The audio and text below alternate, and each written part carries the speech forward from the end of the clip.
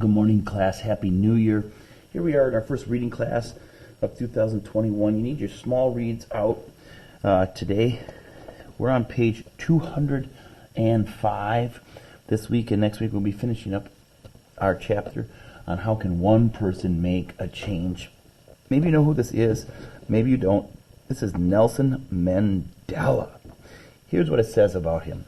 It says, listen and learn. The man in the photograph is Nelson Mandela. He is a famous activist and statesman who fought a long battle for equality in South Africa.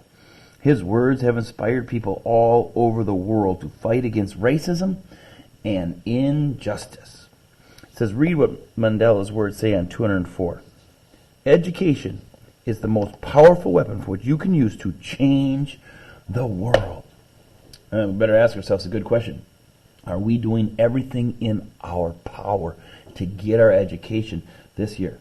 This year might be the toughest year you've ever had at getting your education because you're not at school like normal and you're fighting temptations that you wouldn't have to fight when you're at school with a teacher right in front of you. Temptations to maybe not get up and get after it. Temptations of maybe slopping stuff down. Temptations of maybe not even turning in all the work and telling your folks that you did. Lots of temptations. But what does Nelson Mandela say? He says, if we want to change the world, you got to have your education. You got to get it. Getting your fourth grade education is going to make fifth grade so much easier. And right up the line, all the way until making your life easier. Education is the ticket to success. How could your words lead to change? So now we want to take this from him and apply it to us. Words of change. Maybe you got away with your little sister or your little brother, and you can inspire them to work out hard or help out around the house. Maybe your words can inspire your parents to attend church regularly with you and get their faith strengthened. Okay, let's take a look at our vocabulary for this next section of our textbook.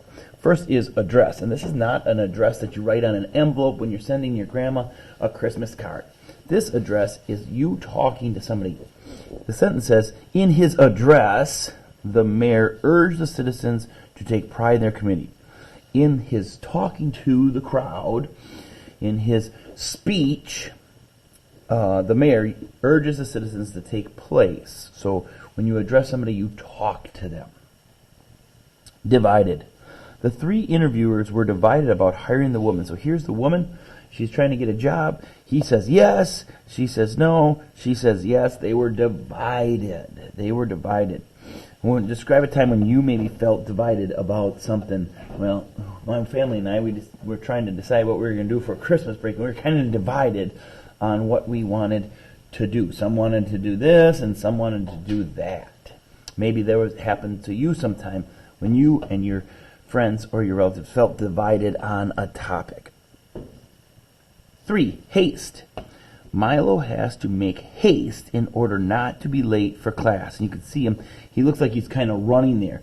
Make haste. Go really fast. Do something quickly. And we heard that in our Christmas story. The disciples hastened to see the baby in Bethlehem. What's an antonym? I suppose going slowly or pokey would be an antonym. The catcher was opposed to the umpire's call and wanted to protest it. And sometimes you see this in baseball. The umpire calls a strike or calls a ball, and the batter or the catcher gets all upset about it, and so opposed was to be against. I kind of like this one. Why might a parent be opposed to having a pet? Because everybody loves pets at first, and then it's fighting over who has to take the dog out, or who has to clean the kitty litter up, or who's got to wash the fish tank out. And I'm opposed to having pets at my house. Against. The fifth one here is perish. If you put the lettuce in the refrigerator, it will stay fresh and not perish so quickly. What is a synonym for perish? Well, perish is to die or to get old or to get moldy or rotten or something bad that happens that you can't bring it back from. Proclamation. The town crier rang her bell before she read the proclamation from the mayor. Now, before there was television and newspapers and radios, if the person in charge wanted the people of town or the people of his kingdom to hear something, they'd have a town crier. And this person would go into town, ring the bell, everybody would gather around, and then they would read what the new law was, or read that there'd be a big festival, or read that there would be a ball for Cinderella, the town crier. And a proclamation is just that. The proclamation is what she is reading. Proclaiming is a similar word to proclamation, which means to tell. How are the words proclaim and proclamation related? Obviously, to tell. This is the act of telling. There was lightning, and then a thunderclap shattered the silence of the night. What other things can be shattered? Now, I thought this was kind of a hard, abstract one to think of. Shattering, I think of dropping a glass vase, and it hits the floor, and it shatters into a million little pieces all over the place. What else can shatter? Some kind of pottery, a pot or something can shatter. If you have china and you drop that, that can shatter into a lot of different pieces. Through a baseball, through a window, might shatter. And this one, the silence of the night, was shattered, destroyed. And the last one, tension. Tony felt tension as he tried to remember what the correct answer was on the computer test. What is an antonym for tension? The opposite. Might be to be relaxed. Tony felt very relaxed as he remembered all the answers on his test. Okay, tension is tight feeling of nervousness or unease. Well, we got our vocabulary words. Let's move on. Words for change. Our genre this week is a biography. We've had one biography before. A biography is a story written about somebody by somebody else. The early years. This is Elizabeth Cady Stanton and her little daughter. It said in 1827, when Elizabeth Cady Stanton was 11, her father said, "Oh, my daughter, I wish you were a boy." Elizabeth was shattered, crushed, destroyed, upset. From that time on, she became determined to prove her father and the whole world that women, and all people, deserve equal rights. So we've been talking a little bit about Nelson Mandela fighting for equal rights in his country, and now we're going to talk about some women who are fighting for equal rights. Elizabeth's father was a lawyer, a judge, and a congressman. She would listen eagerly when a woman would come and see him for legal advice, but she was often disappointed. Her father could not help them because women did not have the same rights as men did under the law. Now remember, this is almost 200 years ago, guys, so a lot has changed, but change happens slowly. Married women could not own property or vote, Elizabeth said.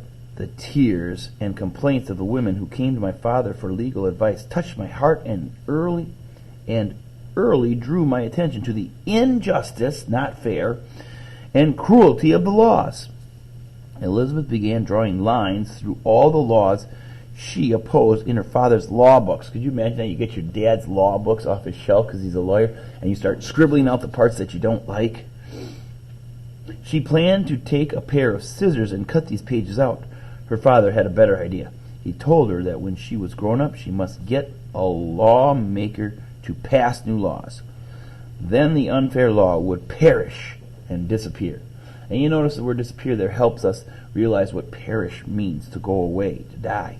Women's lives would be changed. So this is a suffrage, which actually means we want our rights, march in a parade in New York City, and check out all of these women who lined up and marched for rights. Working for change, Elizabeth was passionate about the rights of African Americans as she was about those of women. At the time, the country was divided in two by the issue of slavery. While working to reform, she met her husband, the abolitionist Henry Stanton. Abolish means a person wants to abolish, get rid of slavery. They were married in 1840. Elizabeth refused to use the traditional words promise to obey in her wedding vows. The Seneca Falls Convention. Elizabeth tried to settle into the role of wife and mother, but she wanted to be an activist and work for change. Now, in the 1800s, most women stayed home, but she's struggling to do that. She wants to keep working as an activist. She took her father's advice and she wrote a proclamation. It was called the Declaration of Rights and Sentiments. Modeled after the Declaration of Independence, it stated that women should be able to vote and have the same rights as men. She presented this document in 1848 at America's first Women's Right Convention in Seneca Falls, New York. Elizabeth and her friend Lucretia Mott organized this important event. And in her address, in her big speech at the convention, Elizabeth said, "Because women do feel themselves deprived of their most sacred rights, we insist that they have imminent admission to all the rights and privileges which belong to them as citizens of the United States." So what they're really saying is they want to be able to do the same thing that men can do: own land and vote. List of the attendees of the convention. Now this here is an actual picture of all the ladies and gentlemen that were there, and they were fighting for women's rights. We're going to find out what that's called in our lesson tomorrow. A winning team. 3 years later, Elizabeth met Susan B. Anthony. Now, Susan B. Anthony actually has a silver dollar named after her. Together, the two made an unstoppable team. Elizabeth was a passionate speaker and writer, and Susan B. Anthony was a gifted leader and organizer. In 1869, they formed the National Women's Suffrage Association. This group was dedicated to help women gain the right to vote. Congress showed no haste or hurry, that means they were not very quick to do anything about it, to change the law. Elizabeth toured the country. She spoke about reform for women and a woman's right to vote. She did not care if her speech caused tension and made some people angry. She believed in her cause. Now, a cause is something that you believe in. Victory at last. Elizabeth Cady Stanton never got to cast a vote before she died in October 26, 1902. Yet her bold words had a lasting impact. Women finally got the right to vote on August 18, 1920, when the 19th Amendment was ratified. Elizabeth Cady Stanton's passion for equal rights paved the way for future women's lives to be changed forever. Now, this is really kind of sad. She was 11 in 1827, so 11 years before that would be 1816, and she died in 1902, so she lived to be almost 88 years old, and she fought for that. Check out the time when she went around touring the country in the 18s, even if we round that up to 70. 50 years later, she was going around the country saying, hey, we got to change this, we need women to vote. 50 years later, finally it changed. Change comes slow. Oftentimes a lot slower than we want it to. Okay, we'll take a look at some of our 4 objectives tomorrow. Today, your assignment is your vocabulary worksheet here. Your 8 words at the top are haste, opposed, divided, perish, shattered, proclamation, tension, and address. It says use the word from backs to answer the question, then use the word in a sentence. Now this is the one where you put the lines out in front of the numbers, you write the word out there, and then you got to make your own sentence with the word in. Now remember, you're welcome to use your book. This book has sentences with the words in them already. So you could use that as a model for your sentence.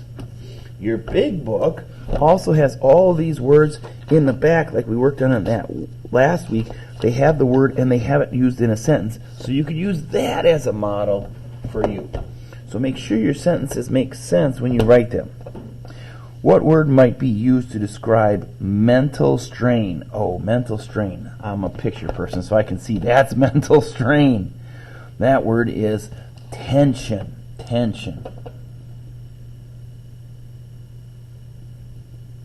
So we're going to put it out in front first.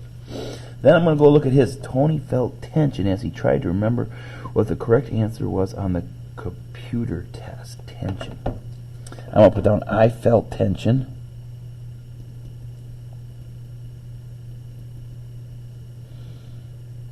as I struggled to remember everything I had to do for school. Complete sentence. I modeled it after his. Started with a capital letter. I is always capitalized. A period at the end of the sentence. I'll make sure I get some credit for this. And tension's done. 2. What is an official public announcement? Public announcement. I think this is the lady that was doing that. The town crier rang her bell before she read the proclamation from the mayor. Public announcement is a proclamation.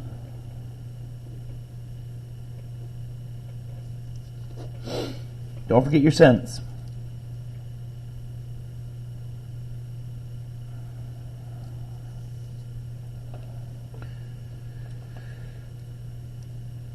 Here's number 7 and 8. I want to help with those two. What is another word for against? If I'm against you, don't put divided there.